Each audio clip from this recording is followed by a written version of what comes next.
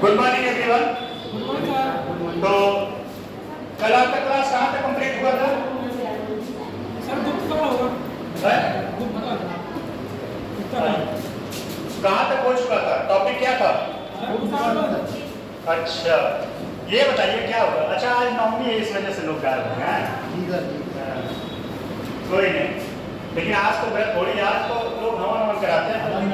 तो आए नहीं बच्चे, हवन भी होता है। आप लोग नहीं हो क्या नवमी के व्रत?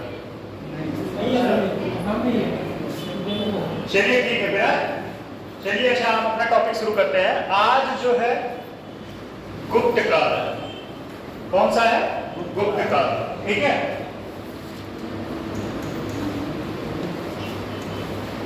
कहाँ गए वो?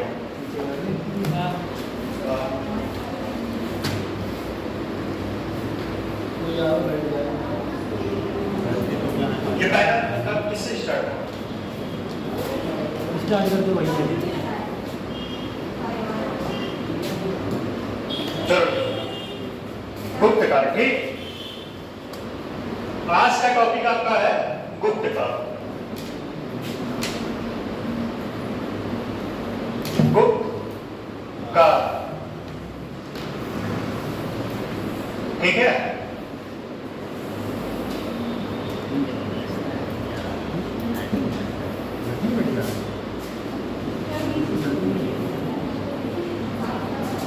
पहला है गुप्त काल टॉपिक है। अच्छा, गुप्त काल का स्थापना जो है किस शासक या कह सकते हैं किस साम्राज्य या किस काल के बाद स्थापना हुआ था? गुप्त काल। इस काल के संस्थापक कौन थे? कुछ ज्यादा तेज तो नहीं है आवाज क्लियर जा रहा है? मुझे भी लग रहा है कुछ ज्यादा है। अब सही है? आवाज क्लियर जा रहा है ना पीछे तक? इसके संस्थापक कौन थे? श्री गुप्त। ठीक है, और इस काल का सबसे प्रतापी राजा कौन था? चंद्रगुप्त प्रथम या चंद्रगुप्त द्वितीय या समुद्रगुप्त? जी सही है, चंद्रगुप्त द्वितीय। लेकिन सबसे ज्यादा अगर किसी का अगर वाकई में माना जाए इस साम्राज्य का स्थापना कौन किया था इस काल का, तो चंद्रगुप्त द्वितीय था। कौन था? चंद्रगुप्त द्वितीय। पहले तो इस स्थापना कौन किया था? यार इसको तो बीच में रख दीजिए, थोड़ा साइड कर लो या सर इधर कर लो, इधर इधर। चलो कोई नहीं, पैर लगा। देखो हम तिलक लगाते हैं। स्थापना,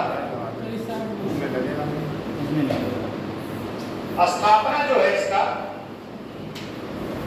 श्री गुप्त ने किया था। कौन किया था?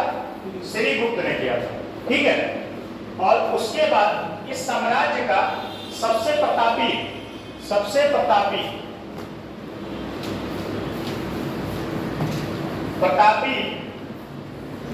या योग्य कह सकते हैं, योग्य राजा कौन था? चंद्रगुप्त द्वितीय। ठीक है, चंद्रगुप्त द्वितीय। इसने साम्राज्य का बहुत विस्तार किया था। ठीक, इसके बारे में, अच्छा इसके बारे में उल्लेख कहाँ मिलता है? कहाँ पे मिलता है? चंद्र नामक एक स्तंभ था, उसमें चंद्र नामक उल्लेख। और कोई बताएगा? चंद्र नामक मेहरौली स्तंभ है। मेहरौली कहाँ है? कोई लोग गए हो गए? दिल्ली गए हो गए? नहीं आप? कुतुब मीनार जो है वहां पे है, मैं गया। और उस लोहे में खास बात यह है कि आज तक जंग नहीं लगा।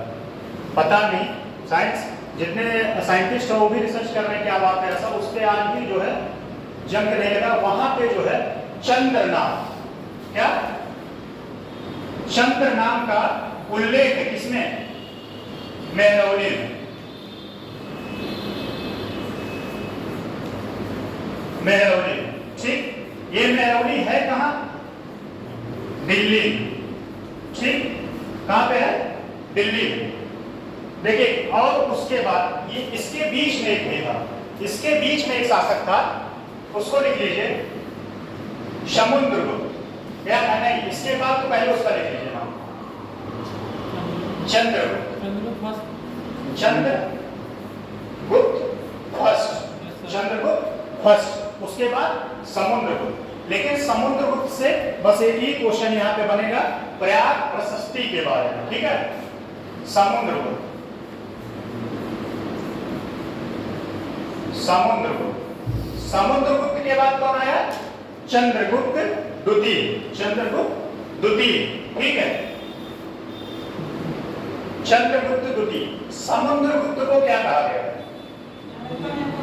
भारत का नेपोलियन। क्यों कहा गया है? क्योंकि यह जो है एक भी लड़ाई नहीं लड़ा था, सॉरी एक भी लड़ाई हारा नहीं था, है? अच्छा, किसके शासनकाल में हूणों ने जो है युद्ध वो किया था, आक्रमण किया था? हूण समुद्रगुप्त के काल में हुआ था, ठीक है। अच्छा, आप लोग पीवाईटी लगाते हो नहीं? है? अच्छा, इनका जो है आर्थिक जो है इनका मतलब इनकम का सोर्स क्या था? व्यापार का। क्या था? व्यापार का, ठीक। हेलो, आवाज सुनो तो नहीं जा रहा है कुछ? सही है, सही है, सही है। व्यापार का, ठीक है। इनका क्या था सोर्स इनकम का? व्यापार का, ठीक है। प्रयाग प्रशस्ति, प्रयाग प्रशस्ति, प्रयाग प्रशस्ति जो है ये कहां पे स्थापित है? ये कौशाम्बी में है। कहां पे है? कौशाम्बी में। और इसमें किसका किसका नाम उल्लेख है? किसका किसका नाम उल्लेख है प्रयाग प्रशस्ति में? वहां ध्यान जा रहा था, इधर देखिए, डिस्टर्ब हो तो ये बंद करें। बताइए इसमें किसका किसका उल्लेख है? प्रयाग प्रशस्ति। अगर काल करें मेरे दोस्त, पहले तो अशोक था। किसका? अशोक। फिर उसके बाद इससे एक पॉइंट और है, इसको कौशाम्बी में स्थापित कौन करवाया था? कौन कराया था? अकबर ने। किसने करवाया था? अकबर ने। तो स्वाभाविक सी बात है, जब अकबर ने करवाया था तो उसके भी किसी न किसी का नाम इसमें होगा। दूसरा समुद्रगुप्त,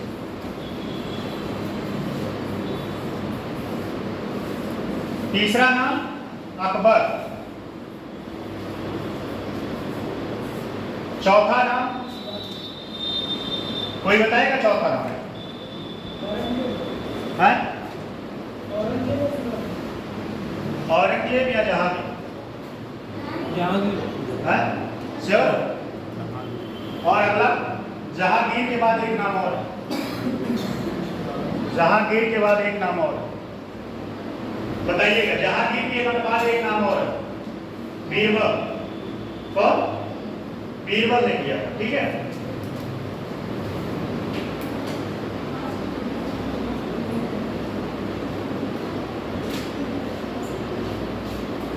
कौन था?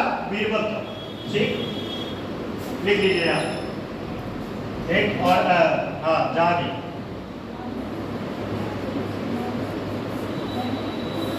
जहांगीर है कि औरंगजेब है?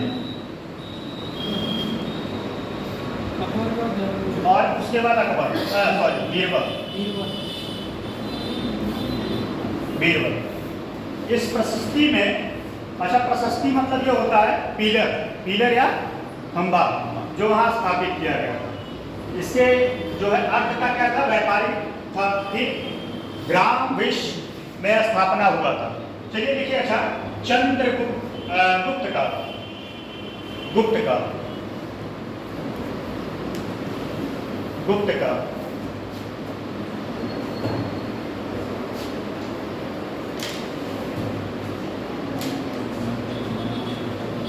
गुप्त का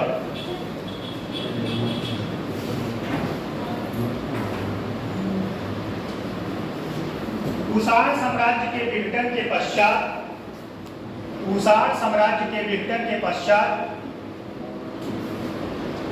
जिस केंद्रीयकरण युग की स्थापना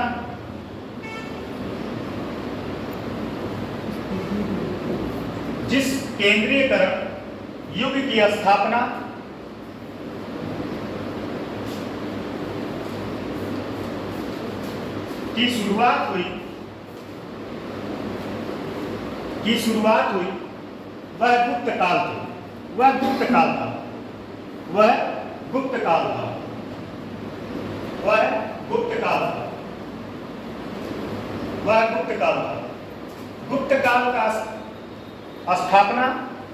गुप्त काल का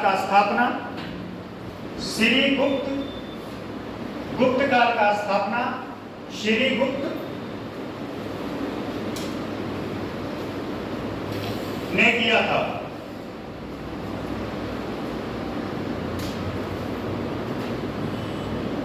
इसकी राजधानी पाटलिपुत्र कहाँ है? अच्छा, पाटलिपुत्र का स्थापना कौन किया था? वर्तमान में उसका क्या नाम है? पाटलिपुत्र का वर्तमान में क्या नाम है? पटना। और पाटलिपुत्र का स्थापना कौन किया था? बिंबिसार। कौन था वो? बिंबिसार कौन था? किस वंश का था? हरे। उस वंश को क्या कहा जाता है? पितृहंता। क्यों? हर जो है लड़का अपने पिताजी का मार के बैठा था, ठीक है, इसी वजह से। अच्छा, एक चीज और बता दे पाटलिपुत्र की। देखिए, लिखाते समय हम इसीलिए पॉइंट आप लोगों को बता देते हैं। अभी यहाँ वीडियो बांच दे तो कोई मतलब होगा नहीं। तो ये पाटलिपुत्र का स्थापना करने के पीछे, इसको राजधानी बनाने के पीछे का कई कारण था। पहला, यह बहुत सुरक्षित था। चारों तरफ क्या था? नदियों से घिरा था।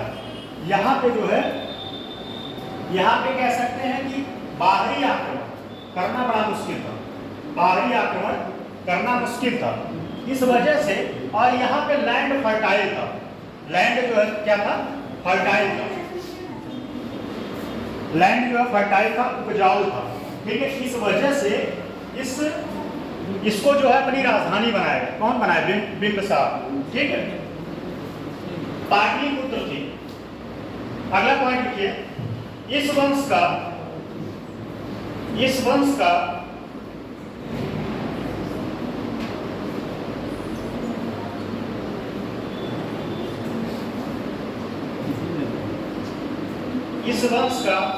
प्रतापी शासक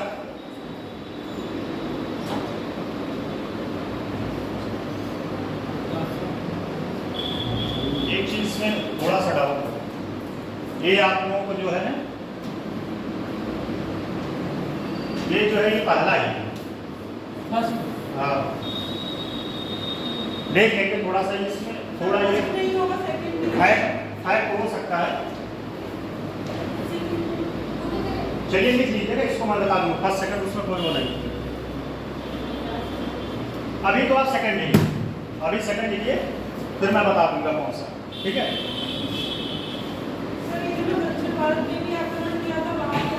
हाँ, सही। चलिए लिखिए, इस वंश का प्रतापी राजा चंद्रगुप्त द्वितीय था, जिसके बारे में मेहरौली स्तंभ शिलालेख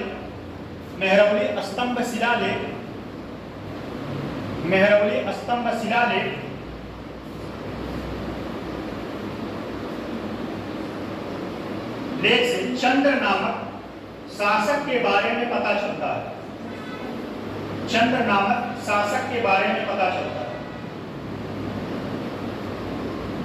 एक और शिलालेख प्रयाग, ब्रैकेट में लिख लीजिएगा इलाहाबाद। अब फिलहाल ये इलाहाबाद लिख लीजिएगा। प्रयाग स्तंभ शिलालेख, जिसकी स्थापना कहाँ हुई? कौशाम्बी में। प्रयाग, ब्रैकेट में लिख लीजिएगा से पता चलता है, शिलालेख जिससे पता चलता है कि श्रीगुप्त को पता चलता है कि श्रीगुप्त को महाराजा के रूप में वर्णित किया गया है। महाराजा के रूप में वर्णित किया गया है। क्या वो आप कहने लिख रहे हैं? तो आगे लिखिए, फिर छोड़ दीजिए उतना। महाराजा के रूप में वर्णित किया गया है।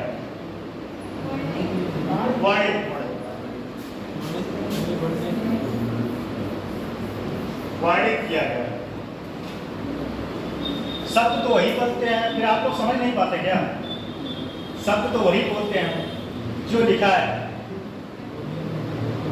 चलिए कोई नहीं, एक हफ्ते 10 दिन में सब समझ में आने लगेगा। अब तो धीरे धीरे समझ में आ रहा होगा। चलिए, वर्णित किया गया है।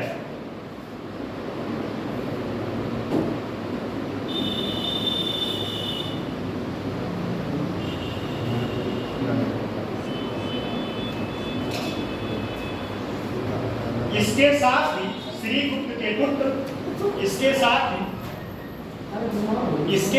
श्रीगुप्त के पुत्र घटोत्कच,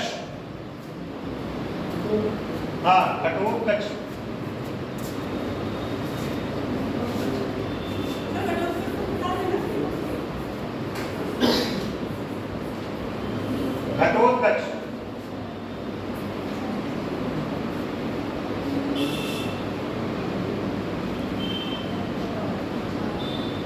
देखिए, घटोत्कच का भी उल्लेख मिलता है। नेक्स्ट पॉइंट, चंद्रगुप्त प्रथम गुप्त वंश का प्रथम महत्वपूर्ण राजा था।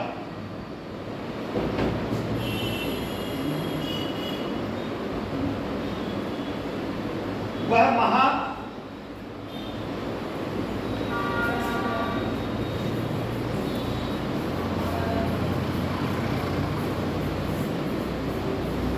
लिख लीजिएगा, वह महाराजा धीराज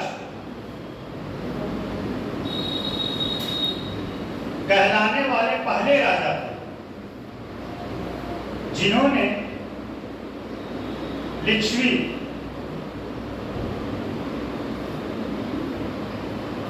की राजकुमारी, ब्रैकेट में लिख लिया शायद नेपाल से, कंफर्म नहीं है, लिच्छवी की राजकुमारी ब्रैकेट में शायद नेपाल से, ब्रैकेट बंद, कुमार देवी से शादी की या विवाह किया। इस वैवाहिक गठबंधन के माध्यम से, अच्छा एक चीज यहाँ पे एक पॉइंट पे डिस्कस कर लेते हैं। लिच्छवी जो है कहाँ पे है? लिच्छवी के बारे में तो पॉइंट बहुत अच्छा है। लिच्छवी जो है बिहार में, और पहला गणतंत्र का मतलब क्या होता है? गणतंत्र का मतलब क्या होता है बताएगा कोई?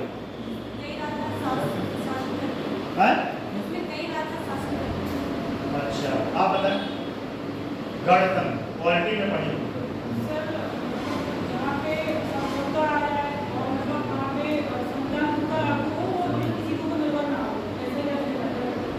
आप बताएं। गणतंत्र एक लाइन का है, एक लाइन क्या है, इवन कह सकते एक शब्द का है। जहाँ सर आप बताएं। ठीक है, लेकिन वो वैलिड पॉइंट नहीं है, एकदम एग्जैक्ट आंसर नहीं है।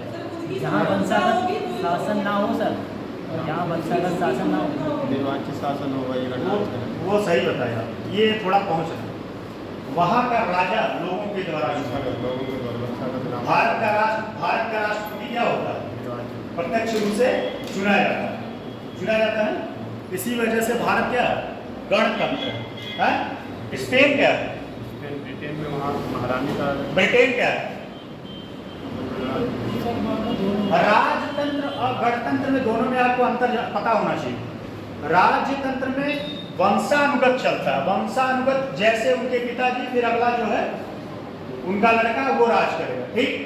लेकिन गणतंत्र में जो है लोगों के द्वारा राजा को चुना जाता है। किसके द्वारा? लोगों के द्वारा। लोग जो होते हैं मतलब उस राज्य के जो लोग होते हैं वो लोग चुनते हैं। राष्ट्रपति का चुनाव गणतंत्र लोकतंत्र बात एक ही है, हम लोग बोले नहीं थे बस। गण मतलब होता है लोग, ठीक है, तंत्र मतलब सभी। कंफ्यूज मत रहिए, गणतंत्र राजतंत्र लोकतंत्र एक ही है बात। अच्छा एक चीज बताइए, गणतंत्र दिवस मनाया जाता है, क्यों मनाया जाता है? संविधान लागू हुआ, संविधान लागू हुआ तो उससे क्या होगा? हाँ वो सही है, वो वैलिड पॉइंट बता रहे हैं आप, हमें नहीं कह रहे हैं कि वो गलत आप बता रहे। लेकिन जो आपके देश का जैसे राजतंत्र तो राजा का हो गया, जो राजा वंशानुगत हो गया। गणतंत्र या लोकतंत्र दोनों बात एक ही है, उसमें क्या होता है समरूपता, ठीक है, वो अपना कोई भी डिसीजन, वो राज्य जो है कोई भी डिसीजन लेने के लिए क्या स्वतंत्र है, बाहरी इंटरफेरेंस नहीं होगा, बाहरी इंटरफेरेंस नहीं होगा उस राज्य में। लेकिन और उस देश का राजा जो है लोगों के द्वारा चुना जाएगा, जैसे यहाँ का राष्ट्रपति लोगों के द्वारा चुना जाता है, लेकिन यहाँ का राष्ट्रपति लोगों के द्वारा चुना जाता है, लेकिन कैसे? प्रत्यक्ष या अप्रत्यक्ष? अप्रत्यक्ष रूप से, ठीक है। चलिए वो टॉपिक क्वालिटी का है। देखिए आपको कंफ्यूजन है क्या? लोकतांत्रिक तो वो कहलाता ना। हाँ गणतंत्र और उसके बाद जो लोकतंत्र।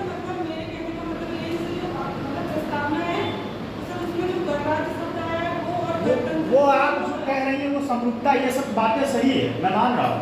वो स्वतंत्र होता है, सारा उसका सीमा, उसका एरिया फिक्स होता है, उसमें उसकी मतलब आज़ादी होती है कोई भी डिसीजन, कोई भी पॉलिसी बनाने के लिए। बाहरी जो है कोई वो नहीं होगा। चलिए इक्ष्वी बताए ना,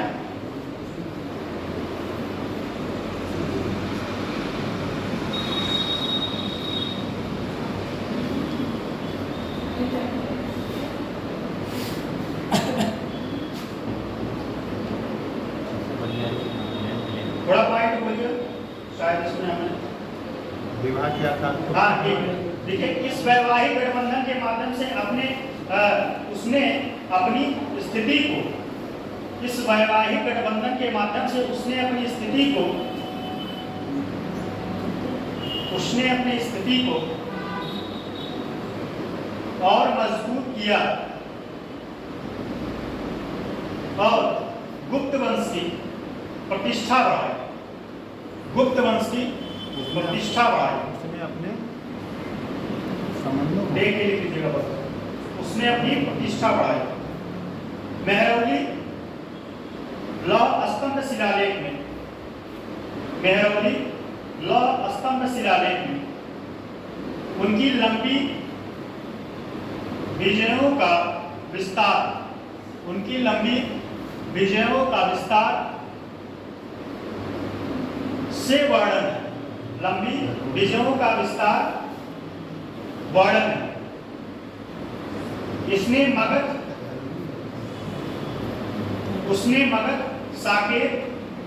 उसने मगध कौमा साकेत, साकेत कहाँ है? अवध क्षेत्र, अवध क्षेत्र जो है साकेत है। मगध, साकेत और प्रयाग को, मगध, साकेत और प्रयाग को गुप्त वंश में मिलाया था या शामिल किया था। अगला पॉइंट, प्रयाग शिलालेख, प्रयाग शिलालेख जो कि कौशाम्बी से मिला है, प्रयाग शिलालेख जो कि कौशाम्बी से मिला है, इसमें चंद्रगुप्त के पुत्र, चंद्रगुप्त के पुत्र, वही चंद्रगुप्त प्रथम के पुत्र समुद्रगुप्त के बारे में वर्णन है। इसे भारत का नेपोलियन कहा जाता है।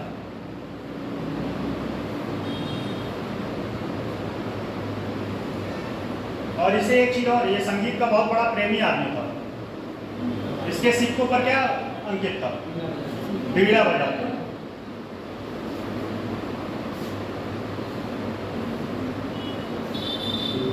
इसके पश्चात इसका पुत्र चंद्रगुप्त द्वितीय, वो चंद्रगुप्त प्रथम ही होगा, श्योर है। जो चंद्र नाम का है वो चंद्रगुप्त प्रथम होगा।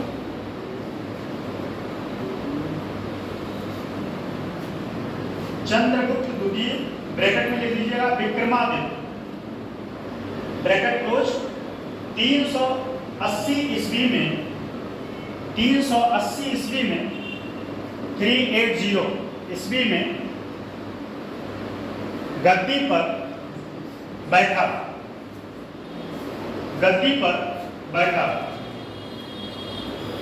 इसके शासन काल में चीनी यात्री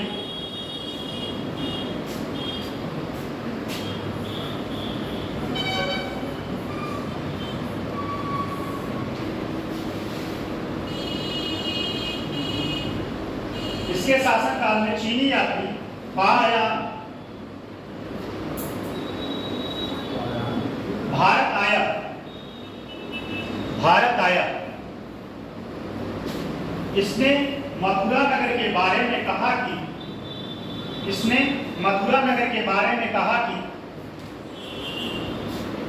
यहाँ के लोग बौद्ध धर्म मानते हैं।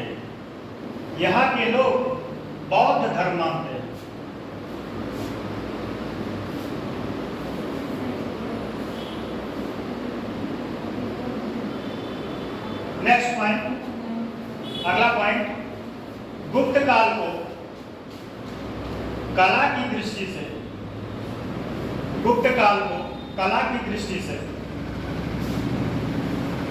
स्वर्ण लिख लेंगे ना। गुप्त काल को कला की दृष्टि से स्वर्ण काल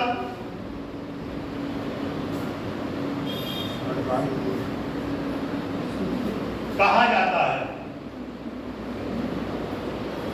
क्योंकि इस काल में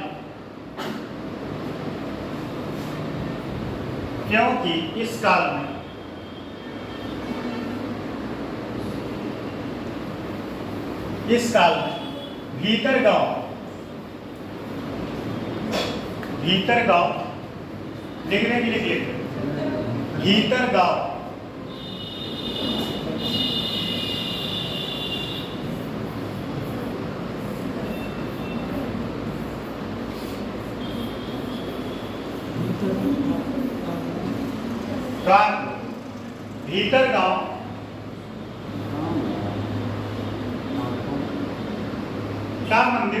भीतर गांव का मंदिर एवं दशावतार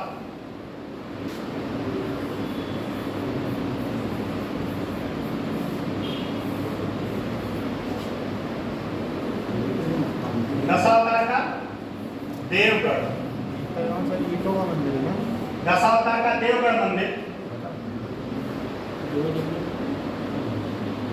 दशावतार मंदिर या देवगढ़ ललितपुर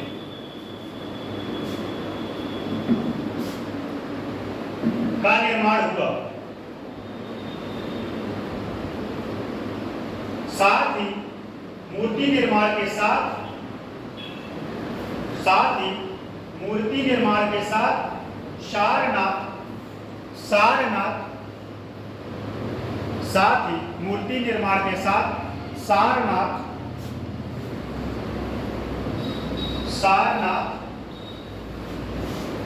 सारनाथ स्कूल का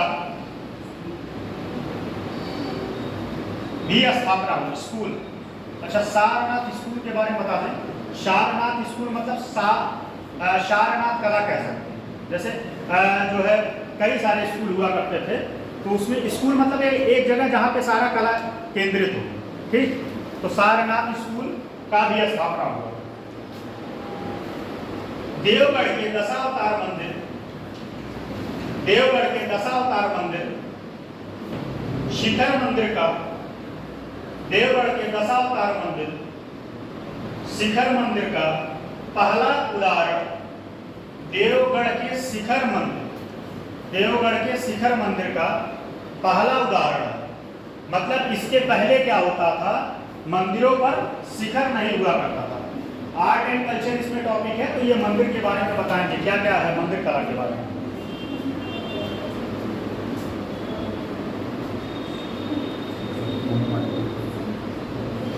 जो गुप्त काल के मंदिर, जो गुप्त काल के मंदिर कला को, जो गुप्त काल के मंदिर कला को, जो गुप्त काल के मंदिर कला को प्रदर्शित करता है।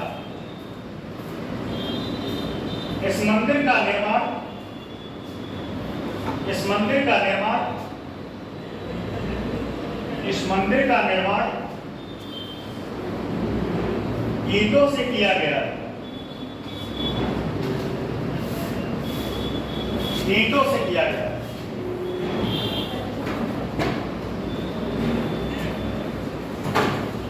इस मंदिर का निर्माण ईंटों से किया गया।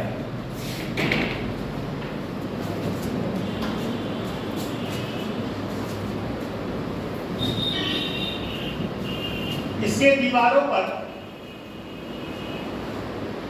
शेष सैया लिख दिए। देखिए इसके दीवारों पर शेष सैया मतलब शेष नाग के आकृति में विष्णु भगवान उस पर सोए हुए, शेष सैया,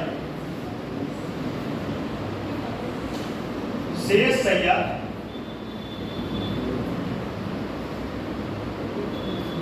पर शयन करते हुए भगवान विष्णु को, शयन करते हुए भगवान विष्णु व भगवान विष्णु व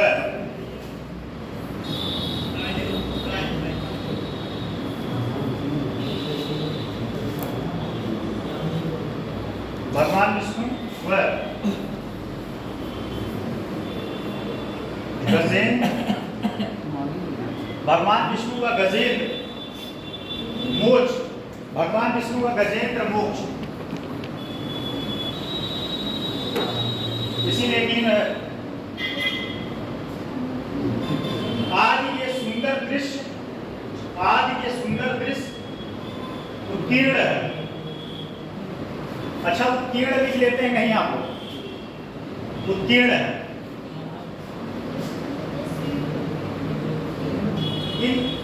इन तथ्यों के आधार पर, इन तथ्यों के आधार पर ऐसा प्रतीत होता है कि, इन तथ्यों के आधार पर ऐसा प्रतीत होता है कि, लिख लिया, इन तथ्यों के आधार पर ऐसा प्रतीत होता है कि गुप्त वंश की, गुप्त वंश वैष्णव, वैष्णव धर्मावलंबी, धर्मावलंबी मतलब वैष्णव धर्म को मानने वाले थे।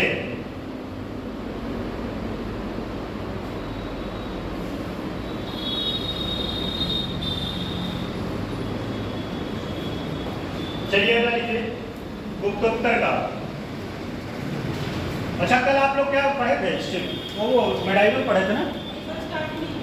अच्छा कल तो शायद एसडीएम पढ़ा, क्या पढ़ाए सिलेबस के बारे में बताया, वो तो हम भी कल बता रहे थे।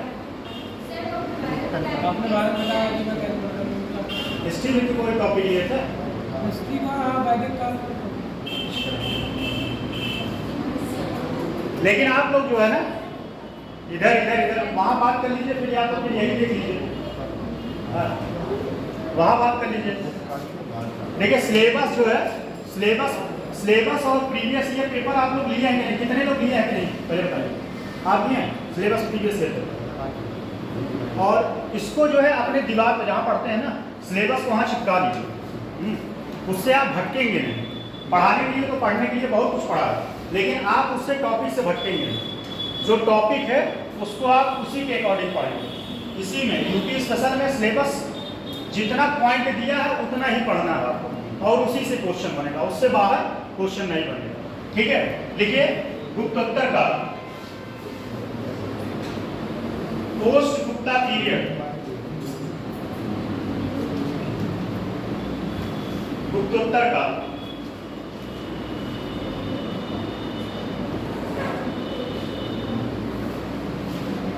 गुप्त साम्राज्य के पश्चात, गुप्त साम्राज्य के पश्चात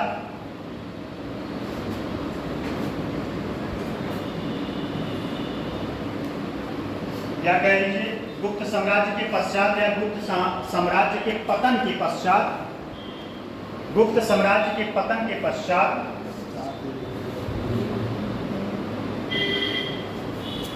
सामंत अपने आप को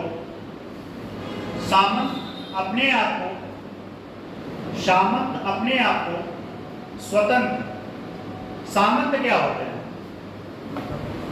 देखिए एक सब पॉइंट है समझने वाला, बाकी चीजें तो सब वही है जो आपको पहले से ऑलरेडी सुन पाए। सामंत क्या होता है? आज के हिसाब से देखा जाए गवर्नर, प्रांत के। अच्छा ठीक है, उस टाइम के हिसाब से, उस टाइम के हिसाब से कुछ गांव के मुखिया बना दिए जाते हैं, क्षेत्र गाँव के मुखिया बना दिए जाते हैं, और वो किसी राजा के अंडर में काम करते थे, लेकिन वह कर असुन के किसको देते थे? राजा को। ठीक है, राजा को देते थे, वो सामंत होते थे। लेकिन जब राजा की स्थिति दयनीय हो गई तो जो है सामंत लोग अपने अपने राज्य जहाँ पे कर असुलते थे उस राज्य को स्वतंत्र घोषित कर दिया, उस राज्य को स्वतंत्र घोषित कर दिया। ठीक है, सामंत अपने आप को एक स्वतंत्र घोषित कर, जिनमें कन्नौज का मखौरी वंश, कन्नौज का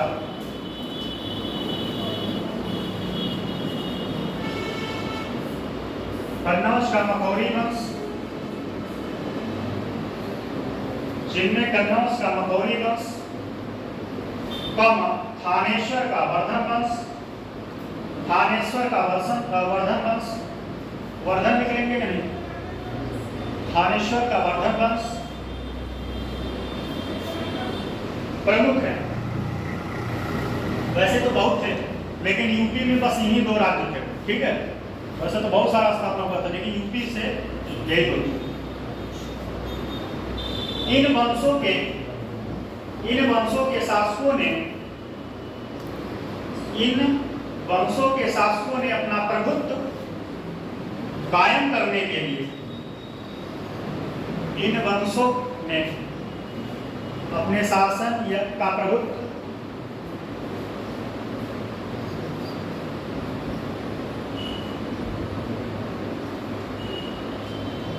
कायम करने के लिए अपने आसपास के क्षेत्रों पर, अपने आसपास के क्षेत्रों को अपने राज्य में शामिल कर लिया, अपने आसपास के क्षेत्रों को अपने राज्य में शामिल कर लिया।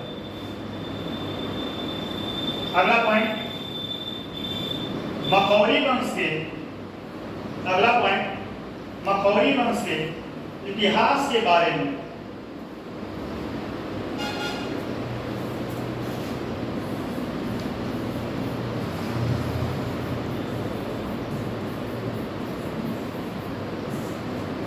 मखौरी वंश के इतिहास के बारे में हरहा अभिलेख,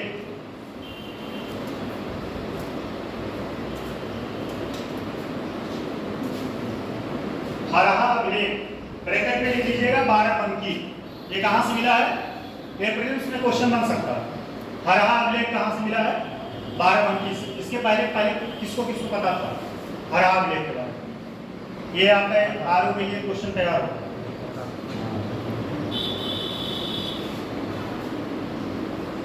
कौमा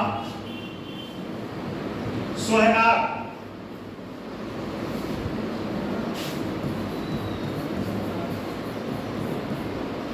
सोहनाग अभिलेख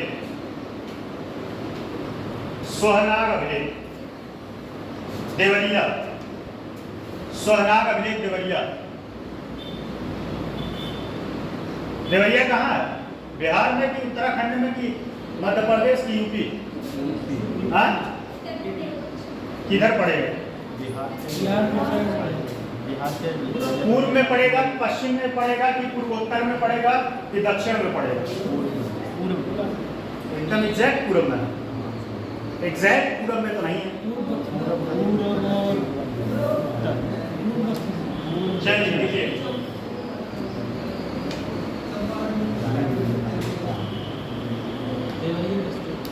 तथा भितौरा से भितौरा तथा भितौरा से भितौरा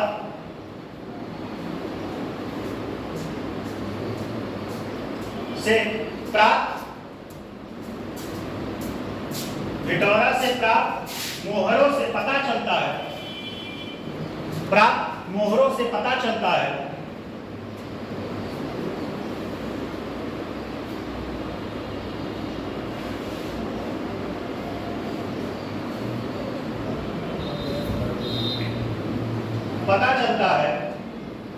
हरहा अभिलेख इस पता चलता है हरहा अभिलेख पता चलता है कॉमा करके लिखिएगा हरहा अभिलेख से इस वंश के चार हरहा अभिलेख से इस वंश के चार राजाओं के बारे में जानकारी मिलती है राजाओं के बारे में जानकारी मिलती है जो कि राजाओं के बारे में जानकारी मिलती है जो कि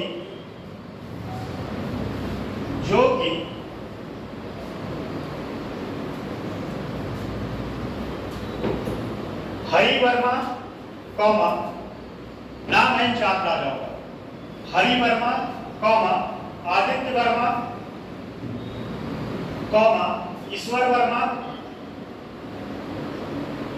तथा हरि वर्मा आदित्य वर्मा ईश्वर वर्मा तथा ईशान वर्मा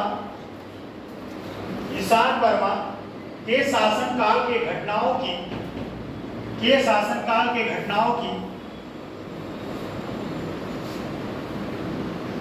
जानकारी प्राप्त होती है आगे चलकर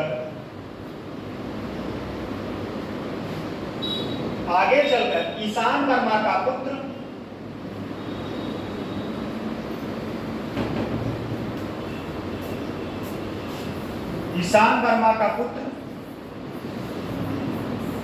लिख लीजिए स्वर वर्मा ठीक ईशान क्या लिखे वर्मा का पुत्र स्वर वर्मा जो इस वंश का सबसे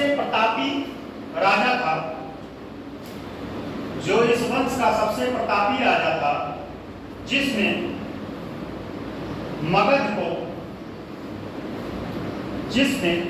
को मखौरी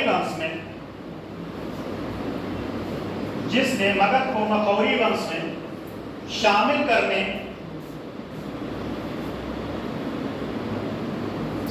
करने का एक साहसिक कार्य किया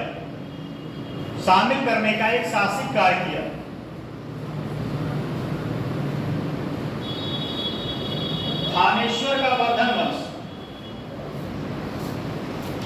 इसमें एक के बारे में पढ़ना है सिर्फ किसके बारे में हर्षवर्धन ठीक है किसके बारे में पढ़ना है हर्षवर्धन का स्थापना क्या है इसके काल में 2-3 चीजें हुई थी पहला तो कुंभ का मेला इसी के काल में आयोजन किया गया एक मेला जो है वहाँ इलाहाबाद में आयोजन किया गया और एक मेला जो है कन्नौज, कहाँ पे? कन्नौज, हर्षवर्धन। इसके शासनकाल में एक व्यक्ति आया था, एक चीनी यात्री। कौन आया था? हिस्ट्री में पढ़ेंगे। उसकी किताब क्या थी? अच्छा, वो कब से कब तक राज किया था? कब से कब तक था भारत? ये क्वेश्चन आया है 20 में। 600 सही है।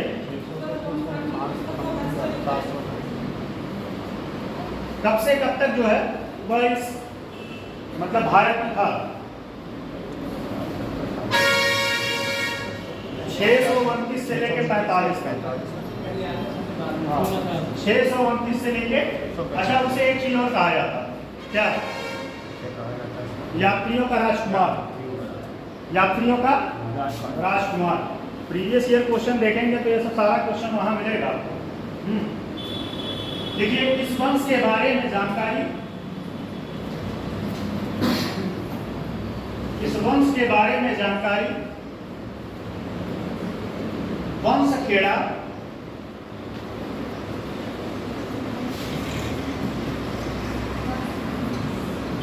वंशखेड़ा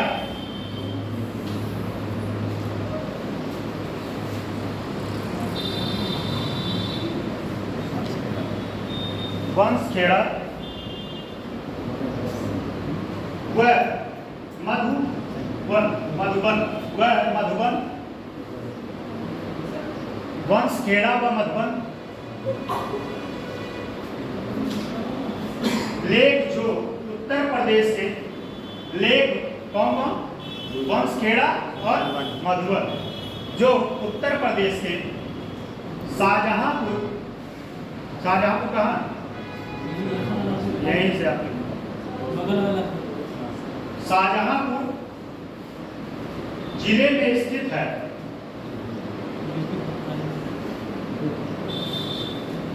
जहां से इस वंश की जानकारी मिलती है।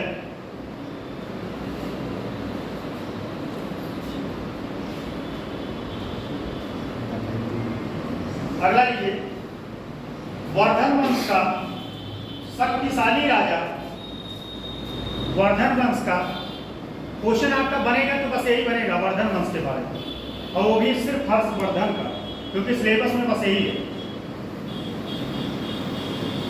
वर्धन वंश का शक्तिशाली राजा हर्षवर्धन। अच्छा, एक चीज और बता दे रहे हैं, बौद्ध और जैन धर्म, ये दोनों आप लोग पढ़े होंगे ना हिस्ट्री में, तो उसको यहाँ पढ़ाने का कोई मतलब नहीं, क्योंकि जो जो पॉइंट पढ़े हैं वही पॉइंट यहाँ हम भी बताएंगे। ठीक है, तो बौद्ध जैन धर्म आप लोग पढ़े हैं तो उसको हम नहीं पढ़ाएंगे। हर्षवर्धन, देखिए, इस वंश का शक्तिशाली राजा हर्षवर्धन 16 साल की उम्र में, 16 साल की उम्र में थानेश्वर ब्रैकेट में आधुनिक हरियाणा का शासक बन गया। आधुनिक हरियाणा का शासक बन गया। हर्षवर्धन उत्तरी भारत में एक विशाल साम्राज्य का, उत्तरी भारत में एक विशाल साम्राज्य का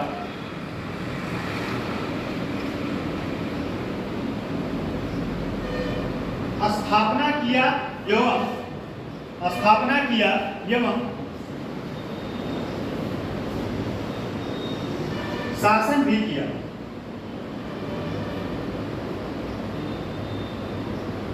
जिसमें पंजाब,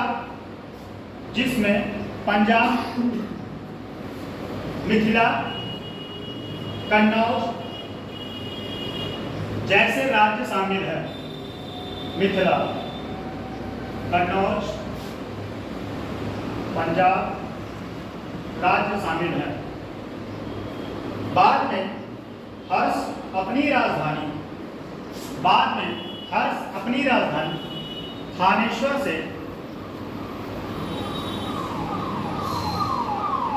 स्थानांतरित करके, थानेश्वर से परिवर्तित या स्थानांतरित करके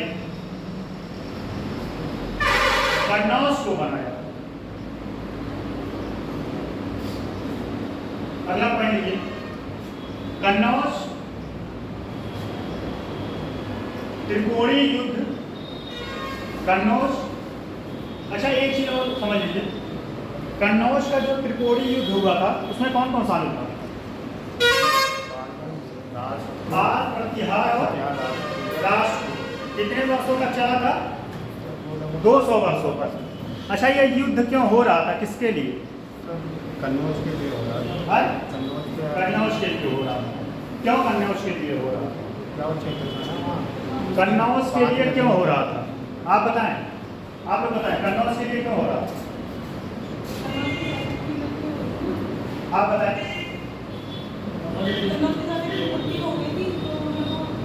क्या हो गई थी? नहीं, कन्नौज जो क्षेत्र था उस पर अधिकार करने के लिए क्यों हो रहा था, इसके पीछे का कारण था। कोई बताए, आप बताएं। ये पढ़े होंगे आप?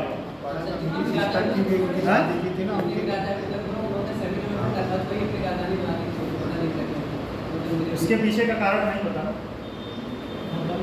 कन्नौज का जो एरिया था वो बहुत फर्टाइल था, और प्लस कन्नौज के क्षेत्र पे जो राज करता उसका गंगा के दोआब क्षेत्र पे शासन होता था। किस पे?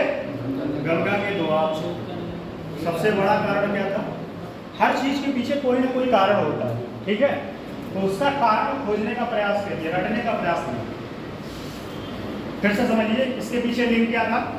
लैंड जो है फर्टाइल था, फर्टाइल होने की वजह से अगर उस एरिया पे कब्जा हो जाता तो गंगा के दोआब क्षेत्र पे कब्जा हो जाता, और गंगा के दोआब क्षेत्र पे कब्जा हो जाता तो उस राज्य में आर्थिक दृष्टि से वह राज्य मजबूत हो जाता। क्यों मजबूत हो जाता?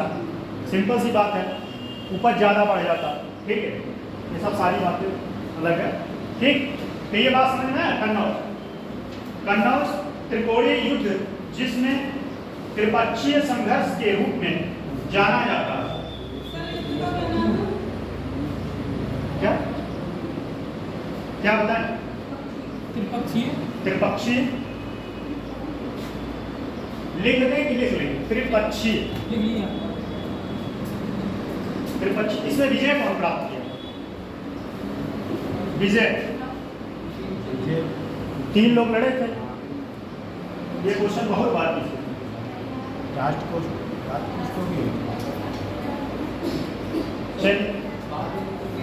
बिहार चलिए लिखिए आगे। जिसमें पाल शामिल कौन कौन है? जिसमें पाल, प्रतिहार और राष्ट्रकूट। लिख लेंगे राष्ट्रकूट की? लिख लेंगे राष्ट्रकूट शामिल थे। यह त्रिपक्षीय संघर्ष कन्नौज पर, पीसीएस में आपके मेंस में क्वेश्चन बना है, कन्नौज की जो भूमि है वो उस पर अधिकार करने का पीछे का क्या कारण था? यह त्रिपक्षीय संघर्ष क्यों हो रहा था?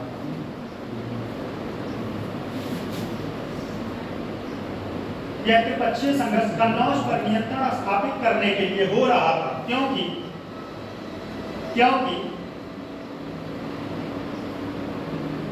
अगर कन्नौज पर नियंत्रण स्थापित हो जाता, अगला पॉइंट है उसी में, कन्नौज पर नियंत्रण स्थापित हो जाता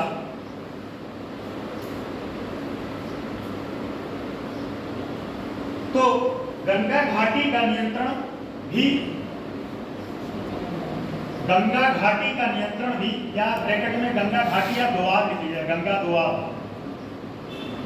गंगा घाटी पर नियंत्रण ब्रैकेट में गंगा दोआब भी मिल जाता, जो एक उपजाऊ भूमि थी।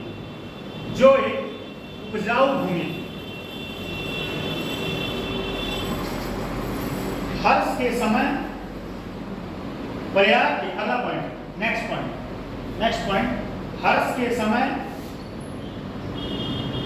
प्रयाग के संगम क्षेत्र में संगम क्षेत्र में प्रति 5वें वर्ष एक समारोह आयोजित किया जाता था। एक समारोह आयोजित किया जाता था।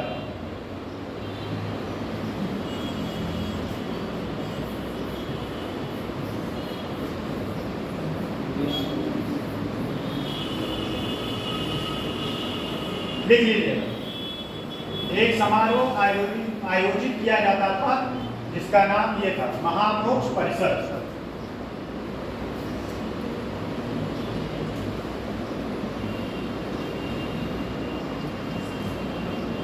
महामोक्ष परिषद कहा जाता है। हेनसॉन्ग लिख लेंगे, लिखो हेनसॉन्ग स्वयं छठे वर्ष, ये क्वेश्चन आपके पीसीएस में बना। हेनसॉन्ग कुंभ मेले में किस वर्ष शामिल हुआ था? तो कब? छठे वर्ष।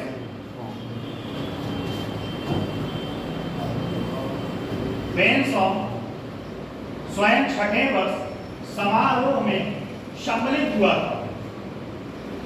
वह लिखता है कि इसमें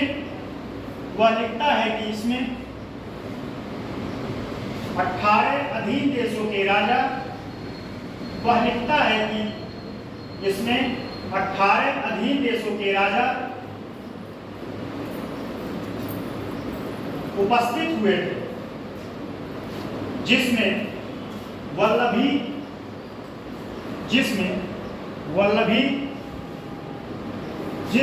वल्लभी और कामरूप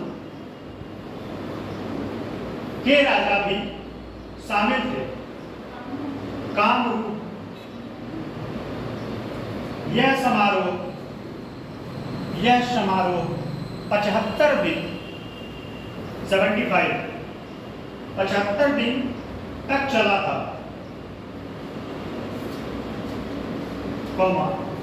हर्ष ने बारी बारी से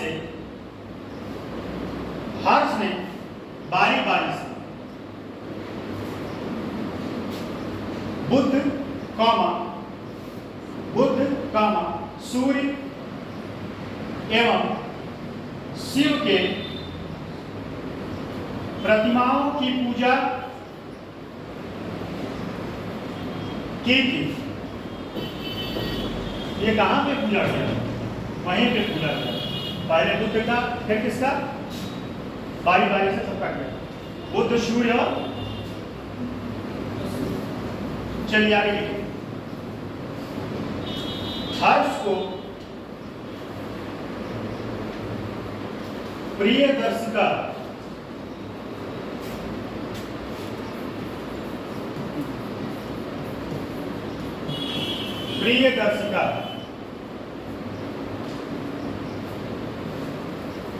और रत्नावली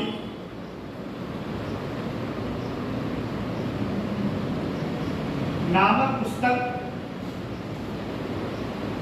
लिखने का श्रेय दिया जाता है। लेकिन सही बात यह है कि यह पुस्तक यह लिखा नहीं था। एक धावक नाम का कवि था जो इसके नाम पे लिखा था। धावक नाम का कवि था जो इसके नाम पे लिखा था, लेकिन यह पुस्तक जो है इसने कहा कि मतलब लिखवा दिया, बताया कि हम लिखें। अगला पॉइंट लिखिए। यशोद वर्मा, ये लिख दे रहा है। यशोद वर्मा,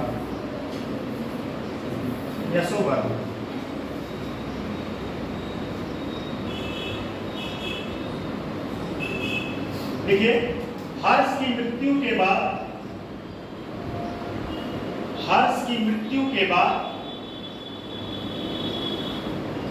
75 वर्षों तक कन्नौज का इतिहास, हर्ष की मृत्यु के बाद 75 वर्षों तक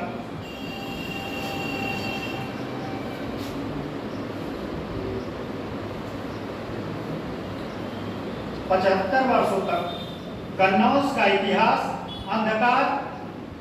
कन्नौज के इतिहास का अंधकार समय रहा।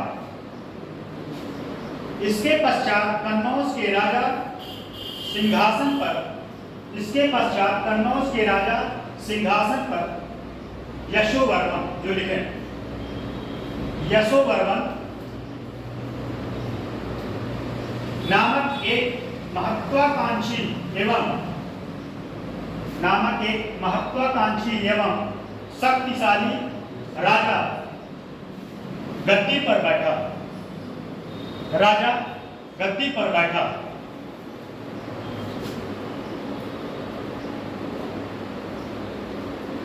जिसके बारे में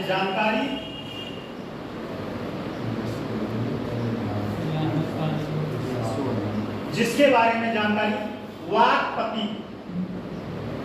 वाक्पति के, इन्वर्टेड कामा में लिखिएगा, वाक्पति के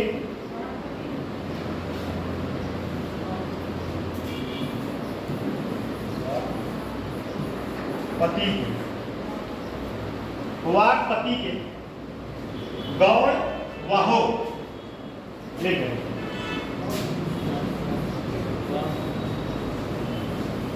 गौड़ वाहो, वाक्पति के गौड़ वाहो नामक प्राकृतिक भाषा में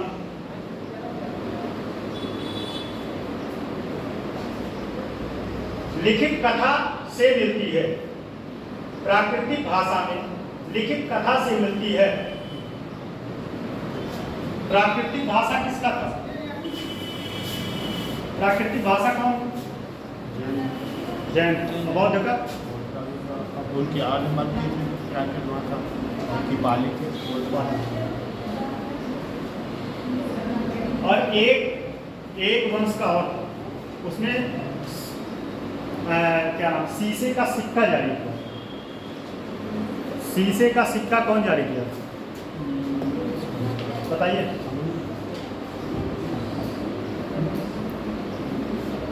शीशे का सिक्का कौन जारी किया था बताइए? बताइए, आप बताइए, शीशे का सिक्का कौन जारी किया? सातवाहन वंश शीशे का सिक्का जारी किया था।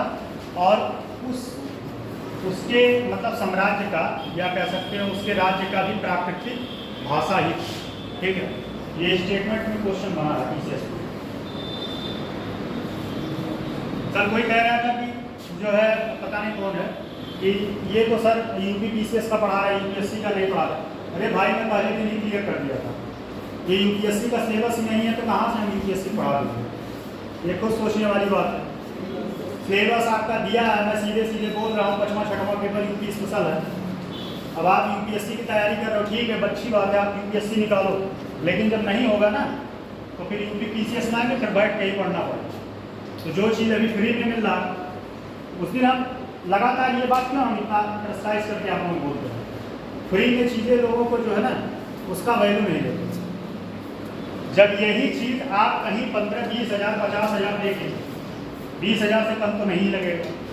हम 2 बार ऑप्शनल किए हैं, तो पैसा काफ़ी लगता है ऑप्शनल में, तो ये भी ऑप्शनल ही है। जब आप पैसा दे के पढ़ेंगे तब समझ में आएगा। अभी जो पढ़ाया जा रहा है उस पर आप सीरियस नहीं है, तो कोई बोल रहा था। चलो आगे लिखो। संस्कृत के महान नाटककार, उसी में है, संस्कृत के महान नाटककार भवभूति, संस्कृत के महान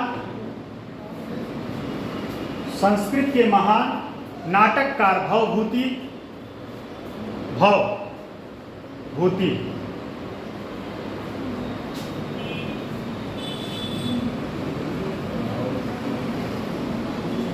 इसके दरबार में निवास करते थे। किसके दरबार? भवभूति इसके दरबार में निवास करते थे। किसके दरबार में? भवभूति इसके दरबार में निवास करते थे।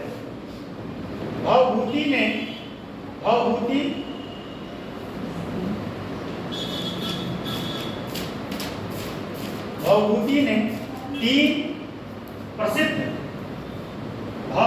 ने तीन प्रसिद्ध नाटक ग्रंथों 3 प्रसिद्ध नाटक ग्रंथों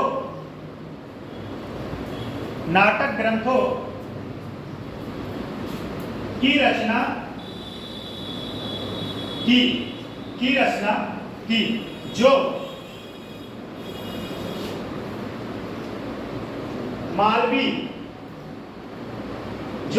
मालवी कामा, ये तीनों रचना उनका नाम है। पहला है मालवी, अरे मदन मोहन मालवी, वही मालवी वाला मालवी। तीसरा माधव, दूसरा माधव। तीसरा उत्तर रामचरित।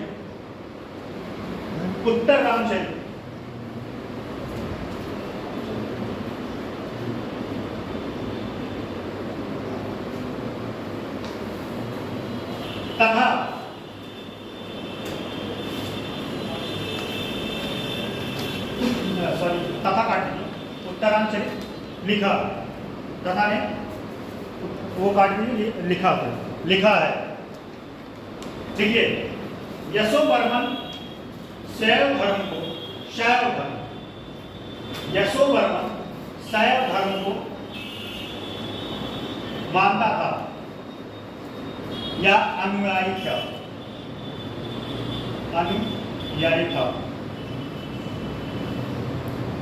अगला टॉपिक लीजिए, राजपूत राज्यों का उदय। अगला टॉपिक, राजपूत राज्यों का उदय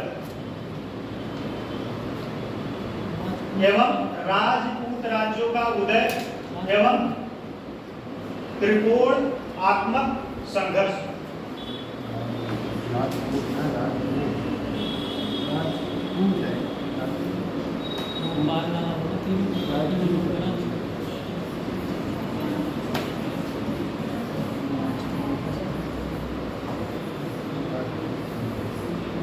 त्रिकोणात्मक संघर्ष, ठीक। त्रिकोणात्मक संघर्ष टॉपिक का नाम। देखिए, राजपूतों की उत्पत्ति के संदर्भ में भ्रामक कहानियां हैं। राजपूतों की उत्पत्ति के संदर्भ में भ्रामक कहानियां। ऐसा माना जाता है कि ऋषि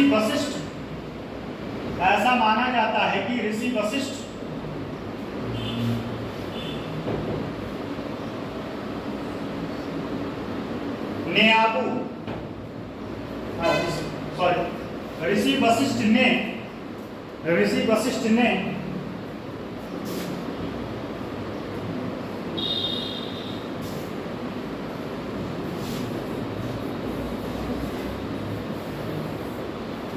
वशिष्ठ ने अबू पर एक यज्ञ किया। अबू जानते हैं क्या है? लिख लीजिए, आप लोग जानते हैं क्या? अबू क्या है? ब्रैकेट में लिख लीजिए, अबू एक पहाड़ी। अबू एक है नहीं, अबू अभी ये अबू पे एक पहाड़ी था, उस पे यह यज्ञ किए गुरु वशिष्ठ, तो उससे उत्पन्न हुए। इनका कुछ कहानी में ऐसा वर्णन है कि राजपूतों का उत्पन्न वहां से हुआ।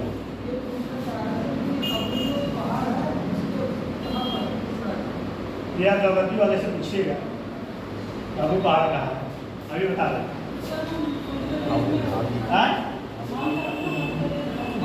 डेफिनेशन का पार्ट नहीं है वो।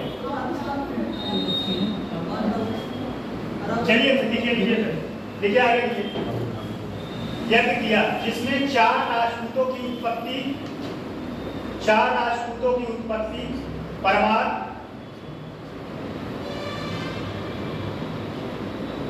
प्रतिहार, चौहान एवं चालुक्य का उदय हुआ। परमार, प्रतिहार, चौहान एवं चालुक्य का उदय हुआ। अब यह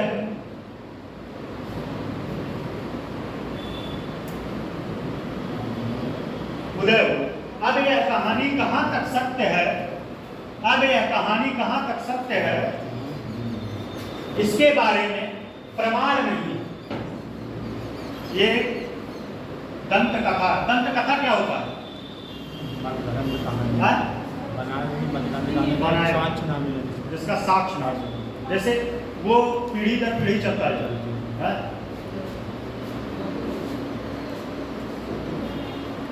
अगला पॉइंट लिखिए, पूर्व मध्यकाल की सबसे महत्वपूर्ण घटना, पूर्व मध्यकाल की सबसे महत्वपूर्ण घटना कन्नौज के लिए हुआ। पूर्व मध्यकाल की सबसे महत्वपूर्ण घटना कन्नौज के लिए त्रिपक्षीय संघर्ष है। कन्नौज के लिए त्रिपक्षीय संघर्ष है। त्रिपक्षीय संघर्ष है। इस संघर्ष में पाल प्रतिहार राष्ट्रकूट शक्तियों के बीच हुआ। इसके पीछे का कारण गंगा घाटी पर प्रभुत्व कायम करना था। इसके पीछे का कारण गंगा घाटी पर प्रभुत्व कायम करना था।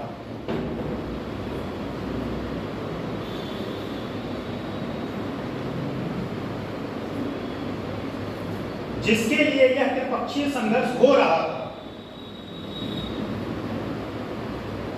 अंततः इस संघर्ष में प्रतिहारों की जीत हुई। अंत में इस संघर्ष में प्रतिहारों की जीत हुई और वह कन्नौज पर अपना अधिकार जमा ली या स्थापित कर ली। कन्नौज पर अपना अधिकार स्थापित कर ली।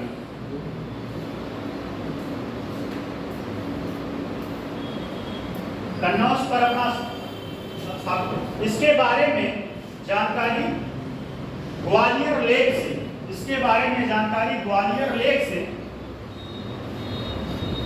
इसके बारे में जानकारी ग्वालियर लेख से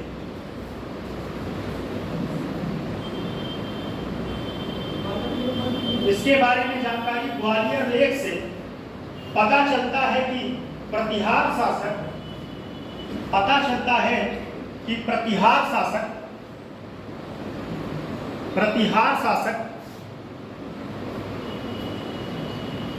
मिहिर भोज लिख लेंगे क्लियर। मिहिर भोज को त्रिपक्षीय संघर्ष में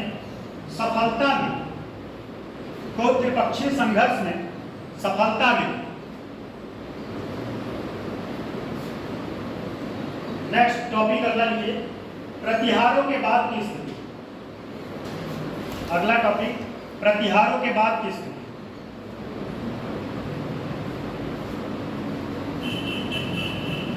प्रतिहार शासकों के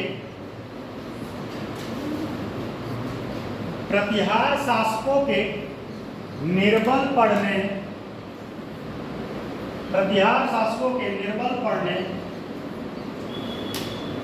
के उपरांत मध्य प्रदेश में अराजकता की स्थिति उत्पन्न हो गई। इसी समय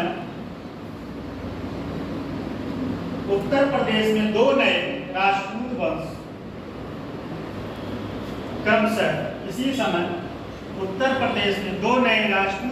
क्रमशः चंदेल वंश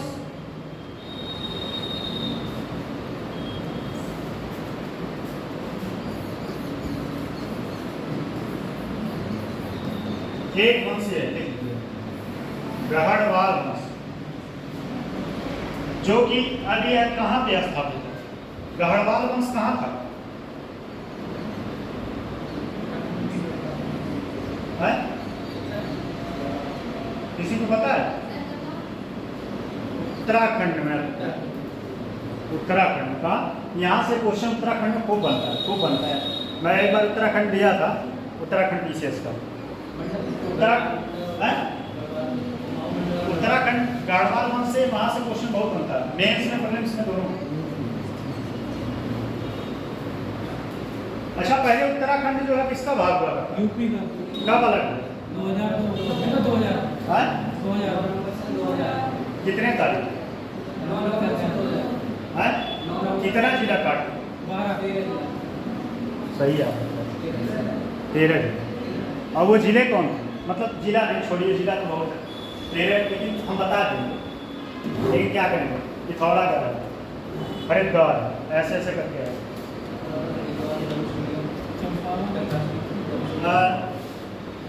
जो 13 राज्य काट के बनाया गया था, वह राज्य की स्थिति किधर थी? हैं? सब पहाड़ी राज्य, जितने भी पहाड़ी राज्य। इसके पीछे जो है कौन सबसे ज्यादा काम किया था? उत्तराखंड को अलग राज्य। अच्छा, उसके पहले मुख्यमंत्री का नाम, उत्तर प्रदेश के पहले मुख्यमंत्री का नाम? उत्तर प्रदेश की पहली महिला राज्यपाल कौन थी? हाँ? और पहले प्रधानमंत्री कौन थे? इंडिया के उत्तर प्रदेश, प्रधानमंत्री सॉरी मुख्यमंत्री। हाँ? हरगोविंद सिंह। पहली महिला प्रधानमंत्री को मुख्यमंत्री कौन थी? चलो वो क्वेश्चन है। मायावती, एक बात बता दो, मायावती जो है महिला में सबसे ज्यादा बार रहने वाली। 3 बार। और एक बात और है, वो पहली ऐसी महिला अनुसूचित मतलब SC वर्ग की है कि जो मुख्यमंत्री बनी। मायावती बहुत योग्य थी, योग्य हैं, लेकिन उनकी पार्टी चली। आगे देखिए, कहाँ तक हो गया?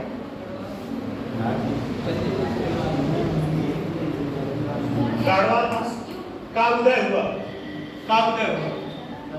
गाढ़वाल वंश का उदय हुआ, देखिए उदय हुआ। अब उसमें लिखा गया टॉपिक चंदेल वंश। चंदेल वंश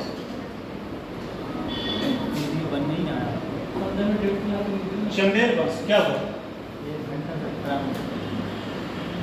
टाइम ओवर हो गया क्या? नहीं सर, इसमें नंबर का खराब लेट हुई। नहीं चल रहा है, सही चल रहा है, चल रहा है। देखिए चंदेल वंश, चंदेल वंश, चंदेल वंश। चंदेलों का उदय बुंदेलखंड की, चंदेलों का उदय बुंदेलखंड की भूमि पर हुआ था। बुंदेलखंड को क्या बोला जाता है? एक इसका एक दूसरा नाम है। ये क्वेश्चन PCS में बना है, प्रीलिम्स में और आर्मी में भी बना। अगर कोई बता दे उसको इनाम मिलेगा। बुंदेलखंड का नाम क्या? नाम एक और है। एक चॉकलेट इनाम मिलेगा, एक चॉकलेट इनाम मिलेगा। हैं? क्या? रुहेलखंड क्षेत्र का जो है, उसी बुंदेलखंड रुहेलखंड क्षेत्र का पूरा का एक नाम, उस नाम को मैं पूछ रहा हूँ, पूरे एरिया को मिला। चलिए आप लोग चॉकलेट की अपॉर्चुनिटी छोड़ दें। जेजा भुक्ति, जेजा भुक्ति, चॉकलेट की अपॉर्चुनिटी आप लोग खो दी। वैसे भी नहीं खाते। चलिए लिखिए आगे, लिखिए आगे। चंदेलों का उदय बुंदेलखंड की भूमि पर हुआ था, जिसका प्राचीन नाम, प्राचीन नाम वही जो बोले, जेजा भुक्ति। जेजा भुक्ति। जेजा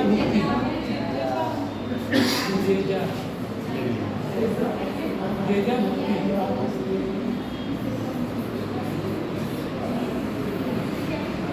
जेजा भुक्ति ये आप लोगों को लिखवाए होंगे सर, जहां तक हमने लिखवाए होंगे। हो सकता है ये यूपी का है, इस वजह से हो सकता ना कवर हुआ हो, लेकिन ये क्वेश्चन बहुत बार एग्जाम में हुआ है। एक क्वेश्चन आप लोगों का तैयार करवा दिए प्रीलिम्स का।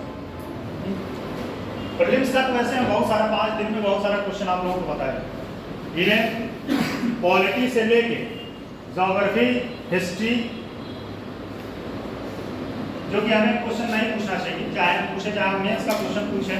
जैसे मेंस के क्वेश्चन पे हड़प्पा सभ्यता में मिले हड़प्पा सभ्यता में उत्तर प्रदेश से मिले स्थलों के बारे में टिप्पणी करें। ये हमारा क्वेश्चन 125 शब्दों में। कौन बता सकता है, बताइए। मैं पढ़ा चुका हूँ उसको। उत्तर प्रदेश, ध्यान दीजिएगा, मैं पढ़ा चुका हूँ इस टॉपिक। क्वेश्चन ऐसे ही बनेगा जो हमारा है, मतलब यूपी स्पेशल, हमारा नहीं, मतलब पश्चिमा पेपर। देखिए आगे, आरंभ काल में चंदेल गुर्जर प्रतिहारों के सामंत थे। आरंभ काल में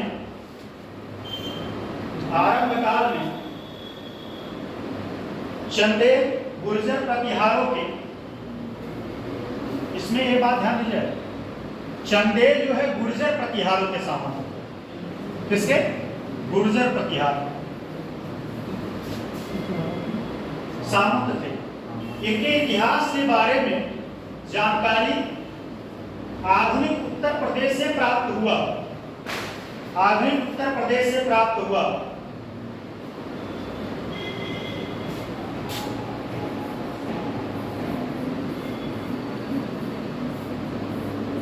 लिख लीजिएगा, न्योरा अभिलेख।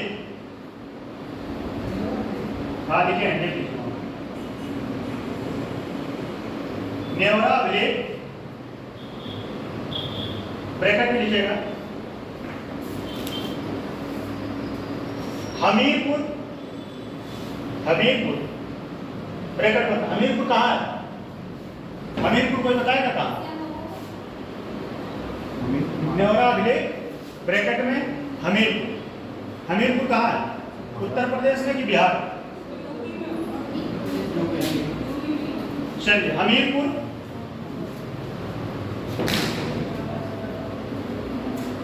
तथा महोबा के किले की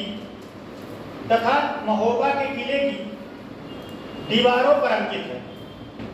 महोबा के किलों पर दीवारों पर अंकित है। इस वंश का सबसे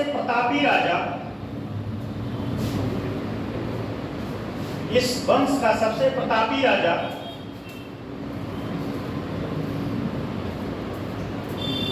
वही जो लिखे थे यशोवर्मन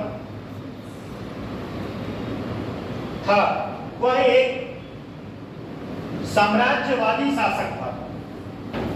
साम्राज्यवादी मतलब होता है साम्राज्य का विस्तार करना, ठीक है, साम्राज्य का विस्तार करना। वह एक साम्राज्यवादी शासक था।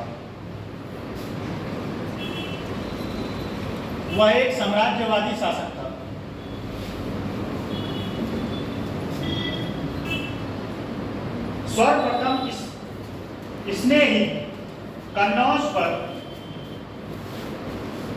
आक्रमण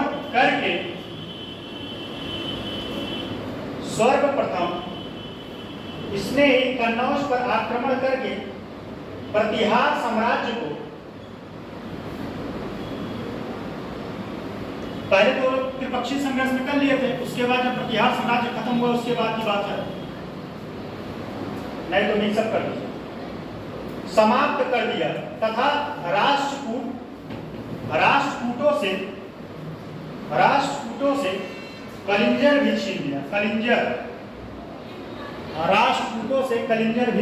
छीन लिया। राष्ट्रकूटों से कलिंजर भी छीन लिया।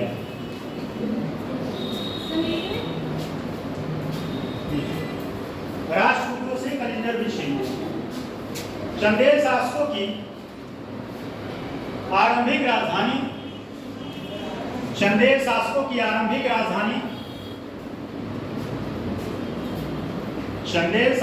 आरंभिक राजधानी कलिंजर थी।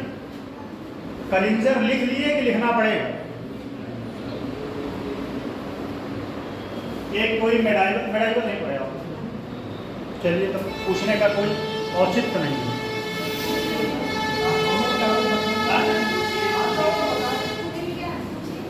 मैं टॉपिक खत्म हो जाए तो मैं पूछता हूँ। कलेक्टर राजा धंग ने इसे राजा धंग ने इसे भंग राजा धंग ने इसे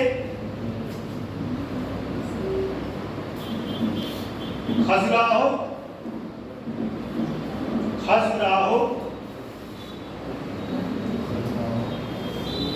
राजा धंग ने इसे खजुराहो स्थानांतरित किया। खजुराहो किसको? राजधानी को। पहले क्या था? कलिंगर था। राजा धंग ने खजुराहो स्थानांतरित किया। अगला पॉइंट लिखिए, धंग के परवर्ती शासकों में विद्याधर एक शक्तिशाली शासक था। विद्याधर अकेला ऐसा भारतीय नरेश था। विद्याधर अकेला ऐसा एक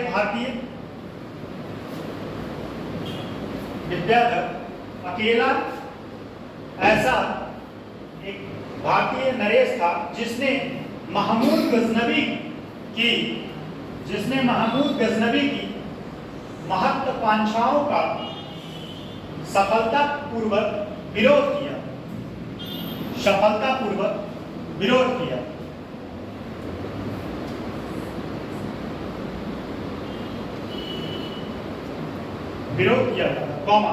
चंदेल शासक कीर्ति लिख लेंगे कि नहीं? कीर्तिवर्मन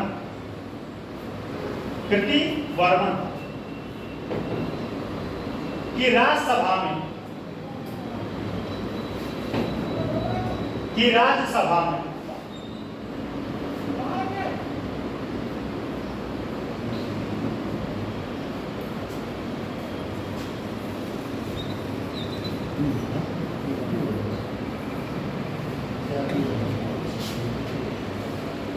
कीर्तिवर्मन की राज्यसभा में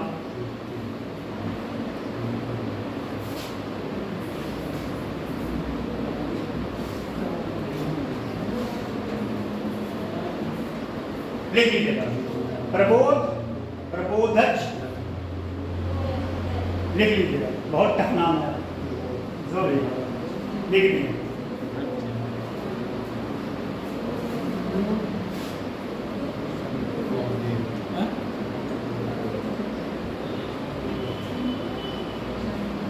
ये रचयिता श्री कृष्ण मिश्रा निवास करते थे। आधारूढ़ नामक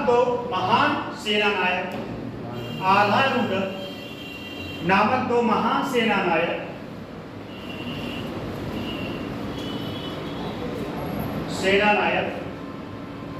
चंदेल शासक परमार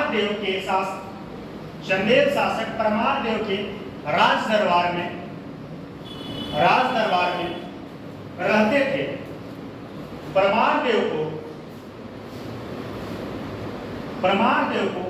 कुतुबुद्दीन ऐबक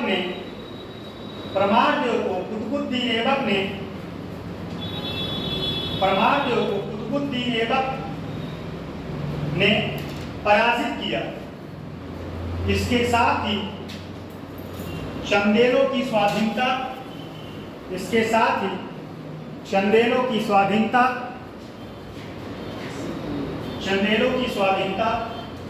का अंत हो गया। टाइम ओवर हो गया ना? चलो, आप लोग गायब थे, मजा नहीं आ रहा क्या यूपीएससी को? चलिए कोई ठीक है। आप लोग एक दिन संडे को आप लोग आ सकते हैं नहीं?